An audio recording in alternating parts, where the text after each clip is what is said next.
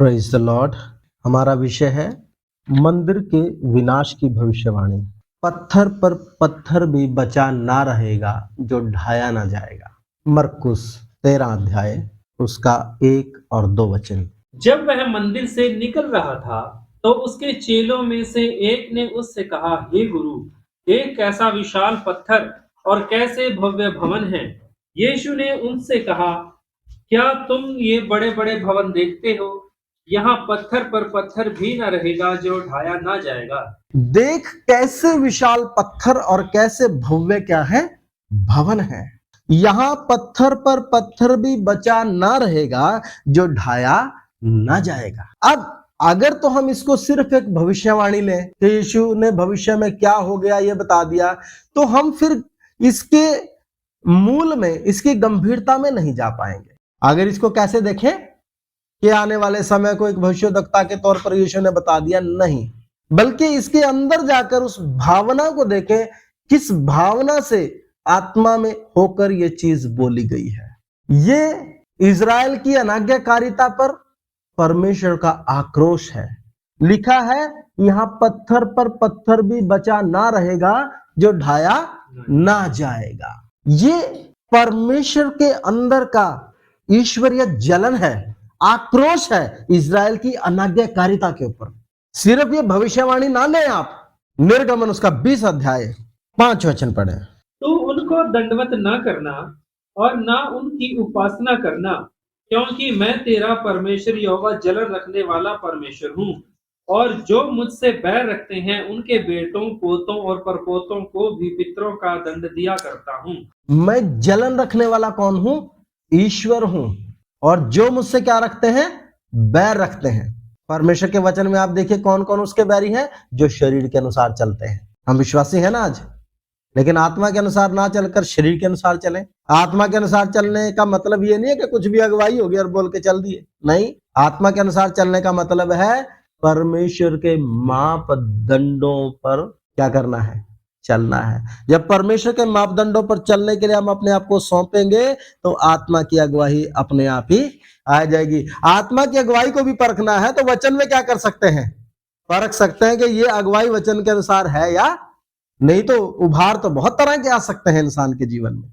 इंसान की आदत ऐसी है, फितरत ऐसी है कि जिधर उसको फायदा दिखे उधर ही उसको क्या हो जाती है? अगुवाई हो जाती है। गलती कर दे तो शैतान ने करवा दी, और मन मर्जी करनी हो तो आत्मा की अगुवाई बोल के चलते हैं। फिर तो इंसान की फितरत है।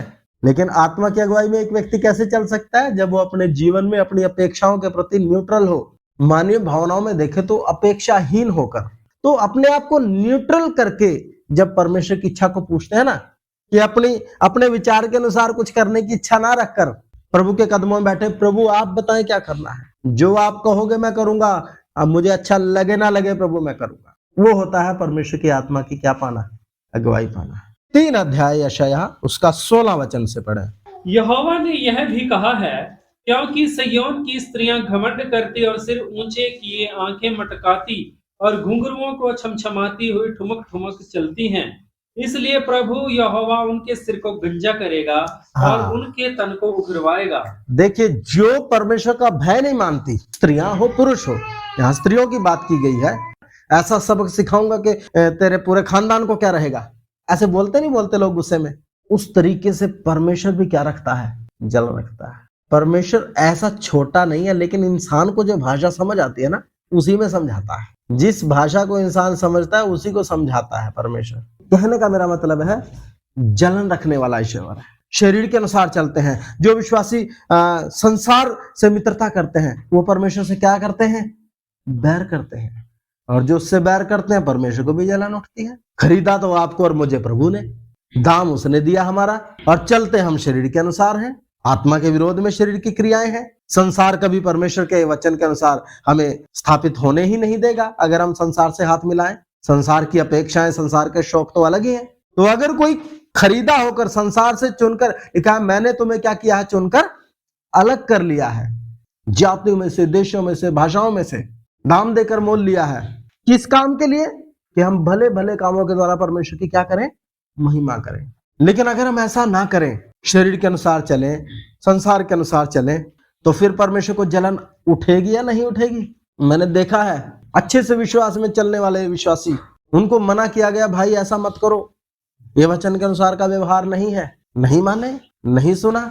बाद में जब छाती पर दुष्ट आत्मा चढ़ के बैठता है ना, फिर आते हैं पास्टर जी दुआ कर दो, मैं मन फिराना चाहती हूँ, मैं मन फिराना चाहता हूँ। फिर हम प्रार्थना करने से भी कुछ होता नहीं है, क्योंकि परमेश्वर दंड कब देता है? जब एक व्यक्ति दंड के लिए पक जाता है। जब परमेश्वर मौका दे रहा होता है, इंसान ढीठ हो जाता है और वो क्या बोलता है, ले उसने किया, उसको तो आपने कुछ कहा नहीं, इसने किया, इसको तो आपने कुछ कहा नहीं। पास्टर का बोलना विश्वासियों के जीवन में ऐसा हो जाता है कि जो अनावश्यक ढोल बजा रहा हो। ये सच है, सुन सुन के पक जाते हैं विश्वासी, सुनते नहीं है। मरकुस 11 अध्याय उसका 15 से 17 पढ़ दें जरा।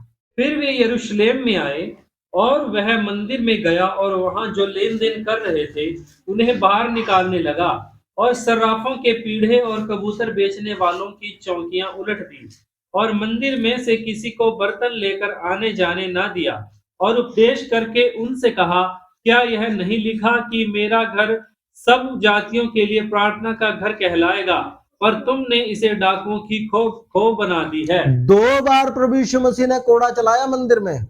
पहली बार चलाया तो हटाया नहीं, फिर से सेटअप रख लिया। दूसरी बार भी जब यीशु मसीह ने इसको हटाया तो यीशु मसीह के विरोध में खड़े हो गए। पूरे इजराइल में घूम घूम कर यीशु मसीह ने प्रचार किया। पैदल चलकर 300 वर्ग किलोमीटर का एरिया में यीशु मसीह पैदल चला।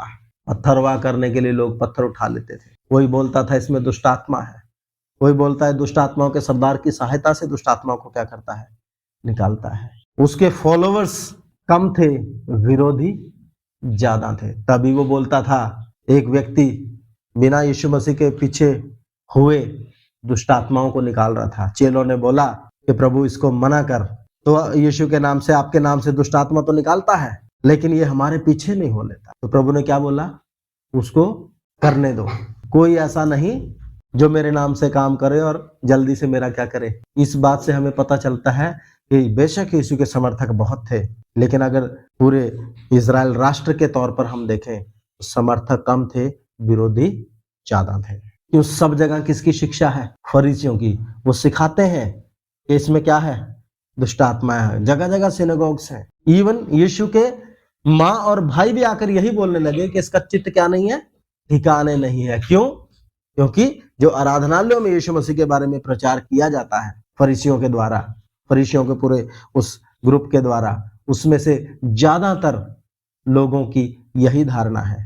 कुछ याजक या आराधनालयों के सरदार यीशु को फॉलो करते थे, लेकिन उनकी संख्या क्या है, बहुत कम। यीशु मसीह ने मौका दिया, इन्होंने मौका अपनाया नहीं। मत्ती उसका 23 का 37 पढ़ दें। हे यरूशलेम, हे यरूशलेम, तू भविष्यद्वक्ताओं को मार डालता है और जो तेरे पास भेजे गए उन पर पथराव करता है। कितनी ही बार मैंने चाहा कि जैसे मुर्गी अपने बच्चों को अपने पंखों के नीचे इकट्ठा करती है, वैसे ही मैं भी तेरे बालकों को इकट्ठा कर लूं, परंतु तुमने ना चाहा। हाँ, देखिए परमेश्वर का मन देखिए। यीशु आंसू बहा रहा है विजय प्रवेश के समय में, और उसके भविष्यद्वक्ताओं को मारा गया, पथराव किया गया, तो भी चाहता है बचा लूं। फिर भी उन्होंने मन नहीं फिराया, उल्टा बलवा किया। यीशु ने इतना स्पष्ट चिन्ह है कि कोड़ा उठाकर मंदिर में चलाया, व्यवस्था में लिखा भी है, कोड भी कर रहे हैं, लेकिन फिर भी बलवा ही कर रहे हैं। अब मुझे बताइए और क्या कीमत दे प्रभु? प्रभु ने चाहा कि बचा लूं, लेकिन इन्होंने नहीं चाहा। ये अंधे अगुवे इजराइल की अगुवाई कर रहे थे और इनके पीछे चलेंगे। लिखा है, अंधा अंधे को मार्ग दिखाएगा तो दोनों किधर गिरेंगे?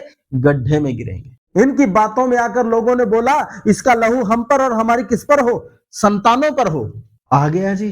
प्रभु ने बोला, पत्थर पर पत्थर भी ना बचेगा जो ढाया ना जाएगा। यिर्मयाह उसका 7 अध्याय 12 पढ़े। मेरा जो स्थान शीलो में था, जहां मैंने पहले अपने नाम का निवास ठहराया था, हाँ जी, वहां जाकर देखो कि मैंने अपनी प्रजा इजराइल की बुराई के कारण उसकी क्या दशा कर दी। हाँ, मैंने अपनी प्रजा इजराइल की बुराई के कारण उसकी क्या दशा की है। उन्होंने क्या किया था जी? आप इसका लिख लीजिए, मैं आपको ओरल बता दूंगा, बाद में आप पढ़ लीजिएगा। पहला शमूएल उसका 2 अध्याय उसका 22 से लेकर पहला शमूएल 4 अध्याय का 18 तक पढ़ लीजिएगा। सारांश आपको बता देता हूं। एली के पुत्र हैं। एली के पुत्रों ने क्या किया? मंदिर में जो कुछ आता था दान के लिए आता था, भेंट के लिए आता था, ये उसमें से उत्तम उत्तम भाग अपने लिए निकाल लेते थे। ये इस चीज की भी परवाह नहीं करते थे कि परमेश्वर की व्यवस्था के अनुसार वेदी पर क्या चढ़ाया जाना है और क्या हमारा हक बनता है, क्या परमेश्वर ने हमारे लिए ठहराया। नहीं, जो उनको पसंद आता था वो लेते थे। लोग भी तंग आते थे, लेकिन क्या करें, याजक के पास अधिकार होता है। फिर मंदिर में जो स्त्रियां आती थी, उनसे होपनी और पिनहास, एली के दोनों बेटे, कुकर्म करते थे। कहां? मंदिर में। इन्होंने उस स्थान को अशुद्ध कर दिया। देखिए, अगर प्रजा बुराई करे तो याजक उसके लिए क्या मांगता है? क्षमा मांगता है। याजक की बुराई करे तो पश्चाताप कैसे किया जाएगा? और एक बात और बता दूं मैं, गिनती उसका 18 का 1 पढ़ दें। फिर यहोवा ने हारून से कहा, पवित्र स्थान के अधर्म का भार तुझ पर और तेरे पुत्रों और तेरे पिता के घराने पर होगा, और तुम्हारे याजक कर्म के अधर्म का भार भी तेरे पुत्रों पर होगा। लिखा है पवित्र स्थान के अधर्म का भार। अगर तेरी जिम्मेदारी में रहते हुए पवित्र स्थान में कोई अधर्म होगा तो उसका भार किसको उठाना पड़ेगा? तुझे उठाना पड़ेगा। और तेरे काम में जो याजक का काम है, जिसके लिए तू रिस्पॉन्सिबल है, उस काम में भी अगर कोई अधर्म होता है तो उसका रिस्पॉन्सिबल भी तू और तेरी संतानें होंगी। देखिए, मैं आपको एक बात बताता हूं, कलीसिया हूं, मैंने अपने जीवन में भी देखा है भाई, कलीसिया में कुछ नए लोग भी आ जाते हैं जो आत्मिक नहीं होते, बहनें भी आ जाती हैं, भाई भी आ जाते हैं। उनका मन, उनका कॉन्शियस साफ नहीं होता है, या विश्वासियों के बच्चों में से भी कोई बच्चा बहक सकता है, शैतान के पीछे जा सकता है। उसके मन के अंदर क्या हो सकता है? विचारों में उथल पुथल हो सकती है, वो पवित्रताई का जीवन ना जीना चाहे। लेकिन दूसरे विश्वासी की क्या जिम्मेदारी है? एक सेवक की क्या जिम्मेदारी है? क्या बाढ़ कभी खेत को खा सकती है? वो बाढ़ का काम थोड़ी है। परमेश्वर ने हमें बाड़ा ना ठहराया है। चरवाहा क्या होता है? एक बाड़े का ना काम करता है। तो एली तो इजराइल के लिए बाड़ा था ना। स्त्रियों में हो सकता है, इजरायली प्रजा है, उसमें कोई अच्छा बुरा सब तरह के लोग हो सकते हैं, लेकिन उनका काम क्या था? वो किस ऊंचे पद पर थे? याजक थे। उनका काम था लोगों को बुराई से निकालकर प्रभु के सामने ईमानदारी से खड़ा करना। लेकिन अगर वो उन लोगों के साथ बुराई में चला जाएगा, जिम्मेदारी किसकी सर? जो रिस्पॉन्सिबल है उसी से जवाब लिया जाएगा। इसलिए सजा भी किसको मिली? दोनों पुत्र और एली, तीनों एक साथ मरे हैं। एली पर क्यों सजा आई? क्योंकि एली ने अपने बच्चों को रोका तो सही, लेकिन एक होता है सिर्फ बोलना। एली ने बोला तो सही, लेकिन परमेश्वर का फिर भी स्टेटमेंट क्या है कि उसने अपने बच्चों को मना नहीं किया, जबकि हम पढ़ते हैं कि वो मना भी कर रहा अपने बच्चों को। इसका मतलब क्या है? कि जैसे उनको टीच करना था, एक याजक होने के नाते उतनी गंभीरता से उनको पाला पोसा नहीं किया। दाऊद के बच्चों ने क्यों पाप किया? अमोन ने क्यों पाप किया? दाऊद धर्मी था, लेकिन अपने बच्चों का पालन पोषण करने में ढिलाई बरती है। बच्चे ने कभी जिंदगी में जो मांगा सब दे दिया। राजा का बेटा है ना भाई, राजा का बेटा हो किसी का हो, बच्चे को डिसिप्लिन में पाला जाता है। नीति वचन में बहुत अच्छे से लिखा, किसने? सुलेमान ने। लेकिन बेटा उसका भी बिगड़ा हुआ था। क्यों? क्योंकि तूने भाई ज्ञान तो बहुत झाड़ा, लेकिन उसके खुद के जीवन में नहीं था। तो ज्ञान देने से नहीं बात बनती है। हमारी औलादें हमारा जीवन भी देखती हैं। मेरे जीवन में अगर बुराई या कपट है तो मेरी संतान कभी कैसे प्रभु में आगे बढ़ेगी? तो हमने अपने जीवन को प्रभु के सामने ईमानदारी से रखना है, तब हमारी संतानें क्या करेंगी? प्रभु में ईमानदारी से खड़ी होंगी। औलाद देख लेती है, नन्ही आंखें सब देखती हैं, छुपता कुछ नहीं है। मेरे बेटे को पता है कि मेरा बाप ईमानदार है या बेईमान है, शायद ये अब नहीं बताएगा। आपके बच्चे भी देख रहे नहीं देख रहे? कमियां तो हम सब में हैं, लेकिन प्रभु के लिए क्या हम ईमानदार हैं? और जब हम प्रभु के लिए ईमानदार होते हैं तो प्रभु का काम भी हमारे जीवनों में दिखता है, हमारे परिवारों में दिखता है, हमारी संतानें भी देखती हैं। कहने का मेरा मतलब यह है कि एली रिस्पॉन्सिबल था और परमेश्वर ने वाचा का संदूक को क्या किया? वहां से हटाया और उस स्थान की ऐसी दशा की कि दोबारा वहां वाचा का संदूक आया नहीं। उजाड़ दिया उस जगह को, क्योंकि उन्होंने उसको क्या कर दिया था? अशुद्ध कर दिया था। देखिए ध्यान से, परमेश्वर अपने ही मंदिर को उजाड़ रहा है। मिलाप का तंबू भी किसने उजाड़ा? परमेश्वर ने, क्योंकि जो आज्ञा थी वो तो उसमें हुई नहीं। लिखा ना यशाया में, तुम होठों से तो मेरी क्या करते हो? स्तुति करते हो, लेकिन तुम्हारे मन मुझसे क्या है? दूर है। तो परमेश्वर ऊपर ऊपर से नहीं, इसलिए वो किसको ढूंढता है? आत्मा और सच्चाई से आराधना करने वाला। उसको मेढ़ों का और बैलों का मांस नहीं चाहिए, वो लहू पीने वाला नहीं है। वो अपने आज्ञाकारिता से, जो लोग उसकी आज्ञा मानते हैं, उससे प्रसन्न होता है। ये तो मिलाप के तंबू की बात थी। प्रभु ने कहा, जाकर देखो मैंने अपनी प्रजा इजराइल के पापों के कारण शीलो की क्या दशा की है। वापस आएंगे यिर्मयाह में 7 अध्याय 13 से पढ़े। अब यहोवा की यह वाणी है कि तुम जो ये सब काम करते आए हो, और यद्यपि मैं तुमसे बड़े यत्न से बातें करता रहा हूँ, तो भी तुमने नहीं सुना, और तुम्हें बुलाता आया परंतु तुम नहीं बोले।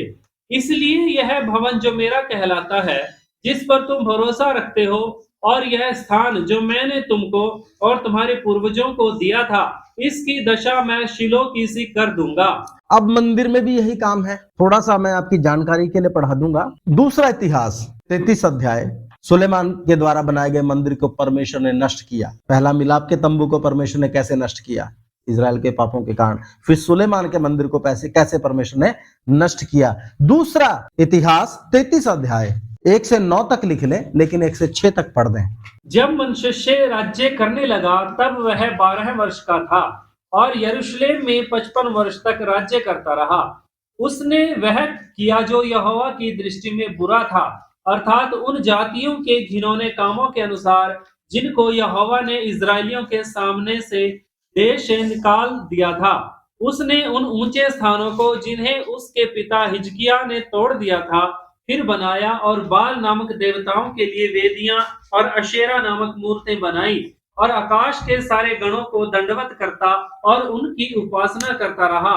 उसने यहोवा के भवन में वेदियां बनाई। हाँ जी, देखिए बाहर तो चलो जो कुछ करता रहा। इतना दुस्साहसी कि इसने मंदिर में आकर भी क्या रखी, वेदियां, अन्य जाति देवी देवताओं की वेदियां मंदिर में आके बनाई। इसको समझ नहीं है कि परमेश्वर कौन है। ये भूत सिद्धि करता है। इसने अपने बेटे को हिन्नोम की तराई में बलिदान किया मोलेक के आगे। आगे चलो जरा। उसने यहोवा के उस भवन में वेदियां बनाई जिसके विषय यहोवा ने कहा था, यरूशलेम में मेरा नाम सदा बना रहेगा। वरन यहोवा के भवन के दोनों आंगनों में भी उसने आकाश के सारे गणों के लिए वेदियां बनाई।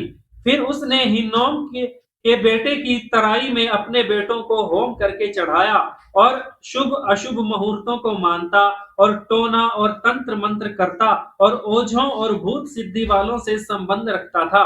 वरन उसने ऐसे बहुत से काम किए जो यहोवा की दृष्टि में बुरे हैं, और जिनसे वह अप्रसन्न होता है। हाँ जी, परमेश्वर को बुरे लगने वाले सब काम किए। ये मंदिर में इन्होंने किया, सुलेमान के बनाए हुए मंदिर में किया, अपने दादा के मंदिर में कर रहे हैं। राजा हैं, पढ़े लिखे हैं।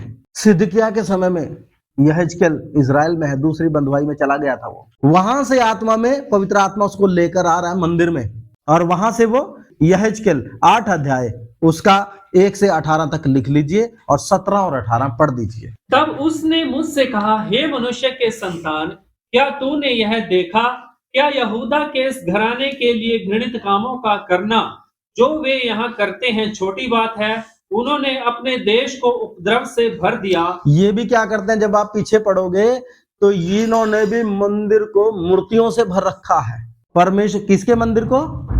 परमेश्वर के मंदिर को मूर्तियों से भर रखा है। रिस दिला रहे हैं, अपने अपनी कोठरियों में रेंगने वाले जंतुओं की, आकाश के गणों की, सबकी पूजा कर रहे हैं मंदिर में भी, और जहां जहां याजकों की, जहां जहां लेवी वगैरह इनकी कोठरियां बनी हुई हैं, पुरनिये जहां रहते हैं मंदिर के उस बड़े कंपाउंड में, वहां अपनी कोठरियों में भी पूजा करते हैं, धूप देते हैं दुष्ट आत्माओं को। इजरायली जंगल में क्यों मरे? क्योंकि मिस्र से निकल गए, बादल ऊपर है, मन्ना खा रहे हैं, बादल देख भी रहे हैं, परमेश्वर बात भी कर रहा है, लेकिन अपने अपने तंबू में क्या करते हैं जी? चरणों पादुका लेकर घूमते हैं, तब ना मर रहे हैं। हमें भी प्रभु ने छुड़ा लिया भाई। पहले ये पढ़ दीजिए, फिर आगे बताता हूं।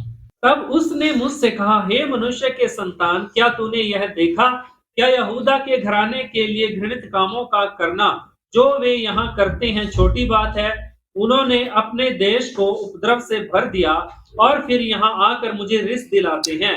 और यहाँ आकर मुझे क्या दिलाते हैं? रिस दिलाते हैं। देश में तो जो ये कर रहे हैं, कर ही रहे हैं, मेरे मंदिर में आकर भी क्या कर रहे हैं? ये बुराइयां और उपद्रव कर रहे हैं, मुझे रिस दिला रहे हैं। आगे, वरन वे डाली को अपनी नाक के आगे लिए रहते हैं, इसलिए मैं भी जलजलाहट के साथ काम करूंगा। हाँ जी, जो मैंने पहले बताया था, निर्गमन 20 अध्याय में उसका 5 वचन, जलन रखने वाला ईश्वर है, जल उठने वाला ईश्वर है, भस्म करने वाली आग है।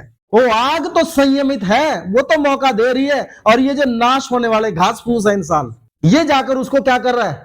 रिस दिला रहा है। यही परमेश्वर की उपस्थिति, जहां ऊपरी आग लेकर आ गए थे नादाब और अबीहू, और उनको क्या कर दिया था? परमेश्वर ने भस्म कर दिया था। ये उस मंदिर में इनकी दुस्साहस, इनकी हिम्मत देखो। उस मंदिर में आकर क्या करते हैं, अन्य जाति देवी देवताओं की पूजा करते हैं, तारागणों की, सूर्य देवता की, आकाश की रानी की, रेंगने वाले जंतुओं की मंदिर में पूजा कर रहे हैं। आप बताइए, जब कोई आपके ऊपर ही चढ़ जाएगा तो आप क्या करोगे? कहां तक परमेश्वर तो धीरजवंत है ना। परमेश्वर तो देश को तो उपद्रव से भर ही दिया, लेकिन मंदिर में भी आ गए। यहेजकेल बेबीलोन में बैठा है और आत्मा में पवित्र आत्मा उसको लेकर आया है यरूशलेम के मंदिर में। ये सब जो कर रहे हैं 18, इसलिए मैं भी जलजलाहट के साथ काम करूंगा, ना मैं दया करूंगा और ना मैं कोमलता करूंगा। मैं भी जलजलाहट से काम करूंगा, जैसा तुमने किया, जैसा तुम चाहते हो कि लोग तुम्हारे साथ करें, तुम भी उनके साथ वैसा ही करो। जैसा हम परमेश्वर के साथ व्यवहार करेंगे, सीधे होंगे तो वो सीधा है, टेढ़े होंगे तो वो क्या है, तिरछा है। तो परमेश्वर ने क्या किया, मैं भी जलजलाहट से क्या करूंगा, के साथ काम करूंगा। मैं ना दया करूंगा और ना कोमलता करूंगा, और चाहे वे मेरे कानों में ऊंचे शब्द से पुकारे तो भी मैं उनकी बात ना सुनूंगा। क्योंकि परमेश्वर जब तक एक व्यक्ति पाप के लिए पक नहीं जाता, सारे मौके देकर उनको विफल नहीं कर देता, तब तक परमेश्वर दंड नहीं देता। है परमेश्वर का स्वभाव है। और लोग बोलते हैं कि उसके यहाँ देर है, अंधेर नहीं है। भाई, उसके यहाँ देर और अंधेर का कोई सवाल ही नहीं है। वो अपने समय से और अपने सिद्धांत से काम करता। देर नहीं है परमेश्वर के यहाँ। लिखा जब समय पूरा हुआ, एग्जैक्ट टाइम पर वो क्या करता है। जब समय पूरा हुआ तो अभिषिक्त पुरुष काटा गया। जब समय पूरा हुआ तो परमेश्वर ने अपने पुत्र को संसार में क्या किया, भेजा, इकलौते को भेजा। वो बिल्कुल एग्जैक्ट टाइम पर काम करता, कभी लेट नहीं होता। अब मैं इसके लिए आयतें लिखवा देता हूं, ठीक है ना, तो लिख लीजिए और फिर मैं आपको शॉर्ट में बता देता हूं। यहेजकेल 9:3 नंबर 1 पॉइंट। जब इन्होंने ये बुराइयां की तो परमेश्वर का तेज मंदिर में करूबों के ऊपर से उठकर भवन की डेवड़ी पे आ गया। यहेजकेल 9:3। नंबर 2, डेवड़ी से आंगन में भर गया। परमेश्वर की उपस्थिति महापवित्र स्थान से भवन की डेवड़ी पे आ गई, डेवड़ी से फिर आंगन में भर गई, और आंगन से फिर डेवड़ी पे आ गई का मंदिर के जो बाहरी द्वार है।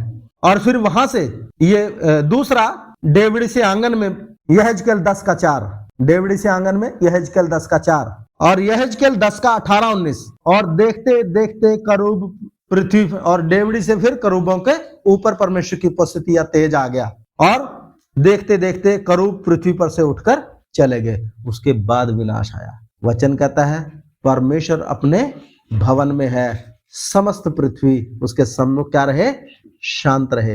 हिम्मत थोड़ी है किसी की के कोई आकर क्या कर देगा, हमला कर देगा। परमेश्वर की उपस्थिति गई तब नबूकदनेस्सर आया। लेकिन इन्होंने अपने कुकर्मों से, इन्होंने अपनी बुराइयों से मंदिर को क्या कर दिया, अशुद्ध कर दिया। परमेश्वर को रिश्त दिलाई। परमेश्वर को कुछ करने की जरूरत नहीं है, वो हट ही जाए बस।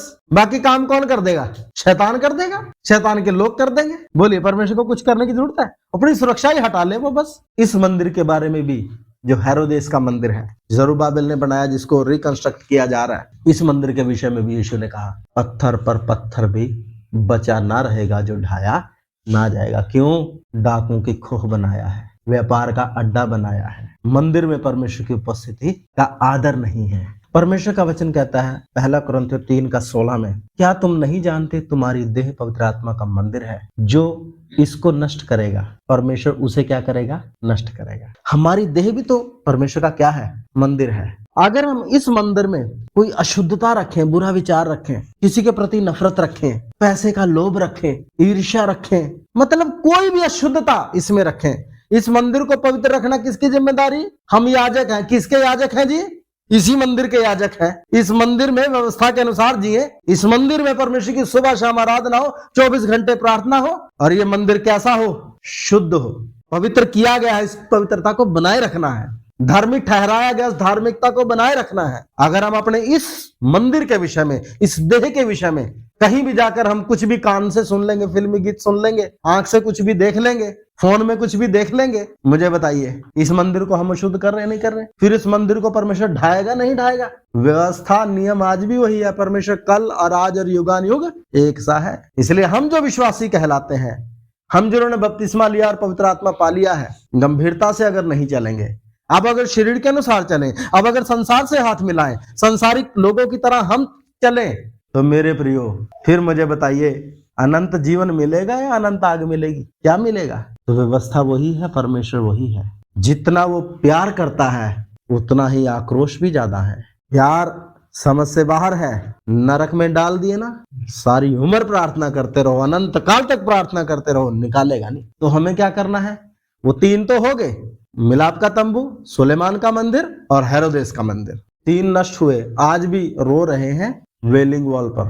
कहीं ऐसा ना हो कि हमारी भी हालत ऐसी हो जाए। हम अपने जीवन को परमेश्वर के सन्मुख समर्पण करें। परमेश्वर ने भविष्यवाणी की, पूरी हो गई। एडी 70 में उजड़े, 1948 में बसे हैं, पूरी दुनिया में मारे मारे फिरे हैं। यहेजकेल ने उसका वर्णन किया है। लेकिन आज हम मंदिर हैं, एक कलीसिया मंदिर है। परमेश्वर बदला नहीं है और उसने भविष्यवाणी करके दे रखी। क्या तुम नहीं जानते तुम्हारी देह पवित्र आत्मा का मंदिर है जो तुम में बसा हुआ है? जो इस मंदिर को नष्ट करता है, परमेश्वर उसे क्या करता है? क्लियर लिख के दे रखा है। फिर आगे सावधानी से चलना किसकी जिम्मेदारी है? हमारी है। तो आइए हम प्रार्थना